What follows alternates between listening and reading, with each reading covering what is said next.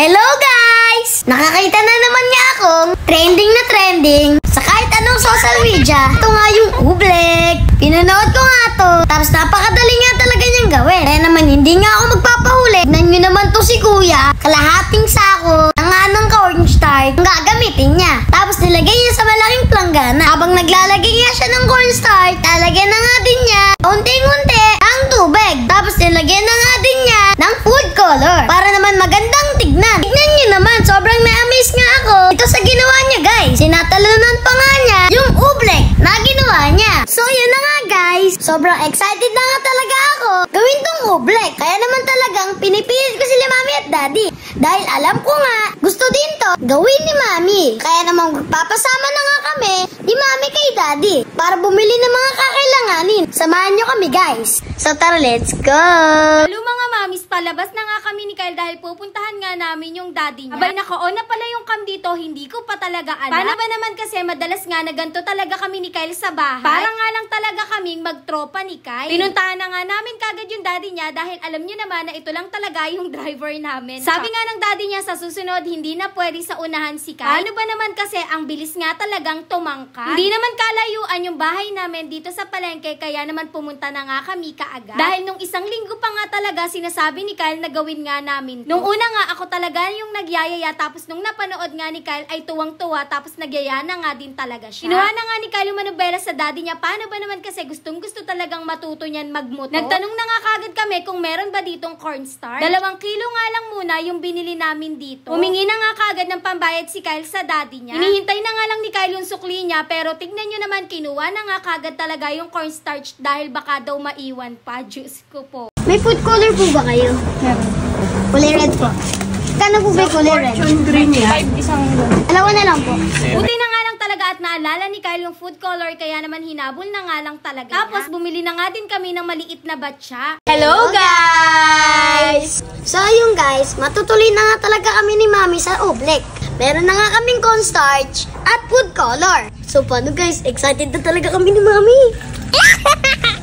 Sa sobrang tuwa nga talaga ni Kyle dito sa gagawin namin, bigla na nga lang talaga akong kinis, Diyos ko po. Kahit ako naman talaga ay excited na talagang gawin to. Dito nga sa isang planggana, naglagay na nga yung daddy ni Kyle ng tubig tapos nilagyan na nga namin ni Kyle ng food color. Pagkatapos nga naming haluin, nilagay na nga muna namin sa kabilang side. Sa planggana naman na malinis, nilagay na nga namin isa-isa yung cornstarch. Bali, 2 supot na nga lang muna yung nilagay namin dito ni Kyle. Tapos unti-unti ko nga talagang nilalagyan dito ng tubig. Sana nga lang talaga ay magawa namin ng maayos to ni Kyle. Nahihirapan nga talaga kami ni Kyle haluin to kaya naman pinadagdagan ko nga talaga sa kanya ng tubig. Binuhos ko na nga lahat pero ganun pa rin kaya naman nagdagdag pa nga ako ng 1 tabong tubig. Ayan siya guys, oh, galing niya guys. Ayan guys, so ang tigas na niya. Yes guys, ayan po guys, oh. Nagkabubo na po siya.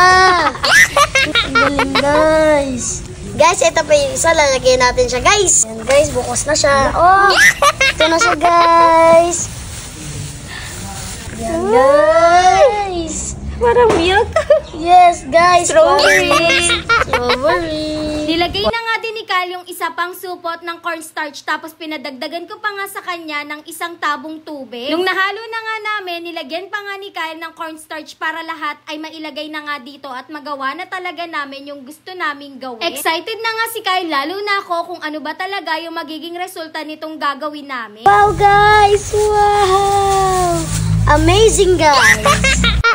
Medyo mahirap lang talaga siyang haluin, lalo na nga kapag nasa ilalim. Paano ba naman kasi mabigat talaga siya, pero pag tinaas mo ay nalulusaw. Nakakahinga lang talaga kahit nakaupo ka lang. Para ka nga lang talaga dito nagmamasa ng harina. Kailangan pa nga talaga namin dagdagan to ng tubig, kaya naman inutusan ko na nga lang yung daddy ni Kyle.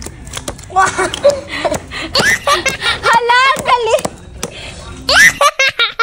Ayan, nagawa nga talaga namin yung Oobleck na gustong-gusto namin dalawa ni Kyle. Sinuntok-suntok na nga talaga namin to ni Kyle pero hindi lumulubog yung mga kamay namin. Wow. Yan siya, guys. Oh, lumulusaw siya. Oh, ayan na. So, Ako guys. Hala, ang galing. Hala, ang galing. ah. Ito nga siya. So guys, ito na talaga yung the moment of truth. Tatry ko nga siyang apak-apakan. So tara, let's go! Ito nga talaga yung gustong-gusto talaga naming try ni Kyle, yung aapakan. So, sobrang excited nga talaga ni Kyle itry to. Ayan, muntikan pa nga talaga siyang masubsi. Grabe guys, totoo ngayon napanood ka sa TikTok. Totoong nakakatulong. Dito sa ginawa naming uble. Galing guys, pag hindi po tayo tumalong guys, na naman nangyayari po. Ulubog po ako. Guys, hindi pwede. Sabay yung paa mo, naalisin mo. Dahil mahirap talaga. Kailangan isa-isa lang. Kagaya nito. Grabe guys, sobrang nakaka-enjoy pala to. Guys, si Mami naman, tignan natin kung kakayanin yung ublek. Hala! Oh my God! Grabe, tinry ko na nga din to. Tapos muntikan na ngang matanggal yung salamin ko. Kaya naman pinabot ko na nga muna sa daddy ni Kyle. Nakakahingal siya, pero tignan nyo naman, hindi talaga ako lumulubog. At talaga namang nag-e-enjoy. Ay, girl, pero enjoy. Parang sarap bumalik sa pagkabata. So ayun guys, buuin nyo natin to sa bahay nyo. Pwedeng-pwede to, maging banding nyo ng mga mami at daddy nyo. So, pwedeng-pwede nga to sa mga batang katulad ni Kyle. Guys, talagang nakaka-enjoy hanggat bakasyon. Ang galing talaga niya. Totoo pala talaga siya. Tingnan nyo guys, nagawa namin. Akala namin kasi hindi namin talaga to magagawa. Ang galing! So, yun lang. Thanks for watching. Bye-bye!